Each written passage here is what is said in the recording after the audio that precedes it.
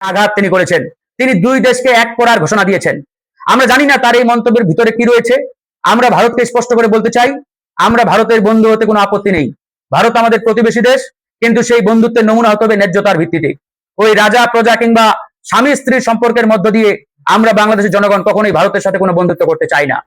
ভারতের নতুন high commissioner যে বক্তব্য দিয়েছেন, এটার পরিষ্কার ব্যাখ্যা সেই হাই কমিশনারকে দিতে হবে আমাদের জনগণের সামনে। আমরা একবারেই পরিষ্কার করে দিতে চাই যে আমাদের এই ৫৬,০০০ বর্গ মাইলের ১ ইঞ্চি জায়গা নিয়ে কেউ যদি কোনো ধরনের ষড়যন্ত্র করার চেষ্টা করে, আমরা তার বিরুদ্ধে দাঁত ভাঙা জবাব দেব। বিন্দু পরিমাণ সহ্য গণ অধিকার পরিষদ তখনই করবে না। অতীতেও করে নাই, এখনো করছি না, ভবিষ্যতেও করা হবে না।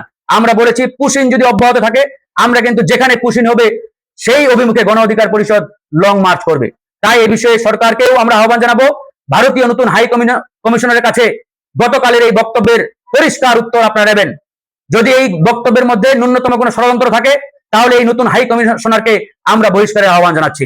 ভালো থাকবেন। বাজেটের উপরে সামগ্রিক আলোচনা আমাদের এটাই। ধন্যবাদ।